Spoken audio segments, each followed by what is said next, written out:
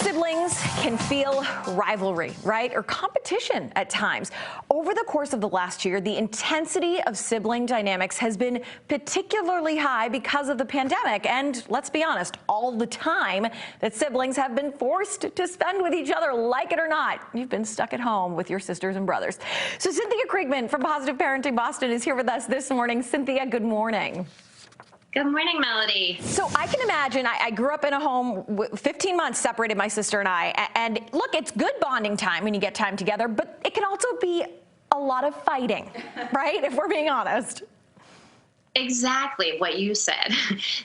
During this pandemic, often, and of course it's different in every family, but for many cases, the only playmate option is the sibling or the siblings. And that can mean more closeness, but it can also mean more friction or competition. And unfortunately, sometimes parents can make it worse without meaning to at all, just by comparing their children in small ways. Like, do you see how your sister clears her plate after she eats? Or even by initiating competition, like who can get their toys cleaned up the fastest?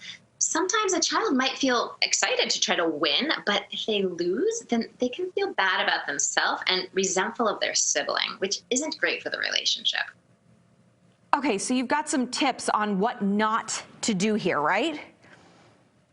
Yes, exactly. So don't compare siblings and, don't initiate competition. But there are things that you can do that can really help. So what I like to suggest to the parents in my parenting classes is that you can frame a challenge as kids on one team, adult on the other. So for example, in your silliest voice, I am so fast at doing boring chores that I bet there's no way that the kids team can get all those toys cleaned up before I can sort this laundry. And then when you pretend to be really clumsy and kind of forget to put how to put the socks together or where something goes, you can say, hey, why are the kids so good at cleaning? And when they, cheer each other on, you can say, oh no, why are they encouraging each other? They're just going to clean even faster. And the kids will find all of this very funny. And in this kind of silly play, you want to let the kids win because this is not a serious game.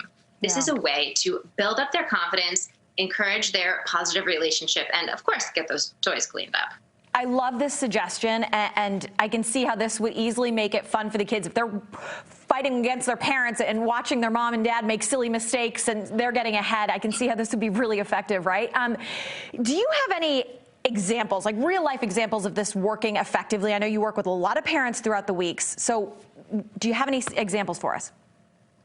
Yeah, so there's a parent in one of my online classes right now, and she says that her 5-year-old twins used to be so competitive with each other in the morning about getting dressed that whichever one of them on any given day was the second to be dressed would end up in tears.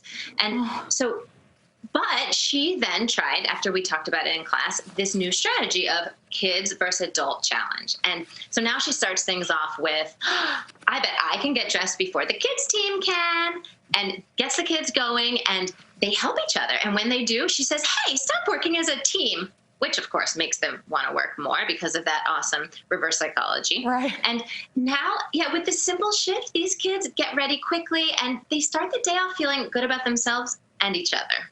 It almost seems too simple. Like the way you are explaining this and saying it almost makes it seem too easy, but you can see how this would be so effective, getting the kids to be on a team against mom and dad, us versus them. Like, I love it, Cynthia. Thanks. Yeah, and it's just fun for us too. It's a way of making being a parent more fun. In times it doesn't feel that way. So yeah, I'm still in the diaper changing phase, so fun is not necessarily the first word I would use to describe it. Cynthia Kriegman from Positive Parenting Boston. You can find her on Twitter at tools4, the number 4 parenting. Thank you so much, Cynthia. Great to see you.